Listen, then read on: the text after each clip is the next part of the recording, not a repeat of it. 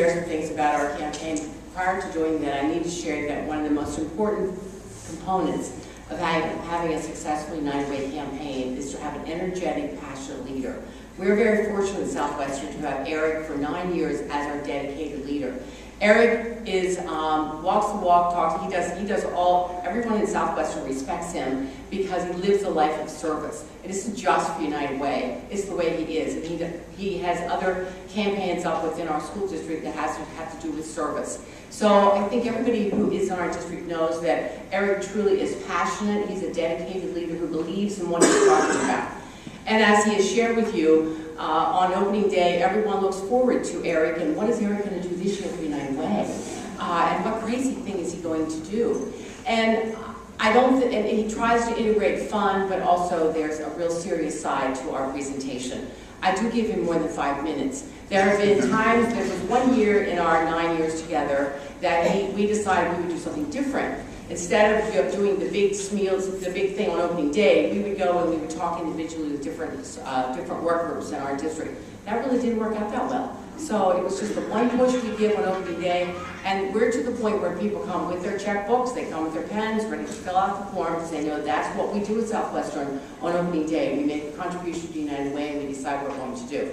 I'm sort of embarrassed to come in front of all these people and share a stupid, crazy thing that we did this year, because I said, Eric, people will know that we have no common sense.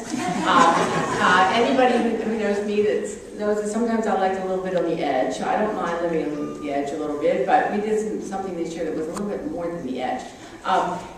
We always have a theme every year at Southwestern. Now our theme this year was crank it up. We need to crank up our test scores, so our theme and everything is cranking it up. So Eric says, well, I need a really good idea to crank it up, so I have a really cool idea. I'm like, okay, what's the idea? Okay, I'm gonna ride a motorcycle into the auditorium.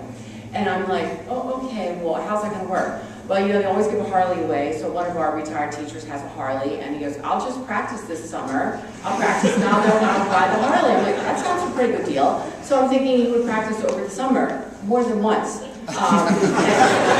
And we would practice like on parking lots, and then maybe on real streets, that kind of thing. So I'm sort of thinking, oh, that'll be okay. And I'm thinking, oh, it'll be okay. I trust Eric. He'll be able to ride that motorcycle, and I'm not worried. Meantime, I didn't think about the fact there'd be 600 people in the auditorium, and he'd be cranking up a motorcycle, and it might smell, and you know, bad things could happen. I said I like to live on the edge. So we always sort of get together on Sunday before our big opening day on Monday to make sure everything's ready.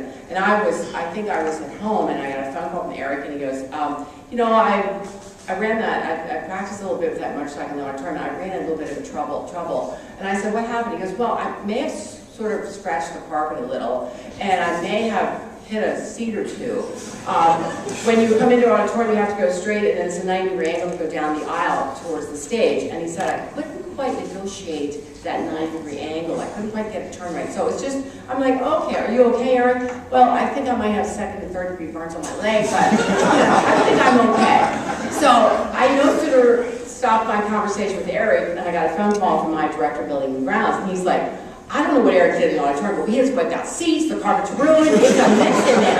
And I'm like, well, he just said he just sort of messed the carpet up a little. Barb, the carpet's melting. And I'm like, oh, okay. Well, he said, I'm going to get some of our custodians, see if we can clean it up until tomorrow morning and get the smell out and so forth. I'm like, okay. So then I talked to Eric. I saw Eric. He did have his leg sort of bandaged up. And I'm like, are you okay? And he was okay. So then opening day, I shared the same story, and they all thought I was kidding. They all thought I was kidding. And then Eric hobbles up, you know, with big bandages all over. He did maybe exaggerate a little bit. He walks up with bandages all over his leg. But people were like, wow. I mean, Eric is even willing to risk his life for United Way. I mean, how amazing is that, you know? But truly, his passion is evidenced, as I indicated, in everything that he does. His leadership skills are outstanding, and people respect him for what he does, for what he says, and most of all, for his actions.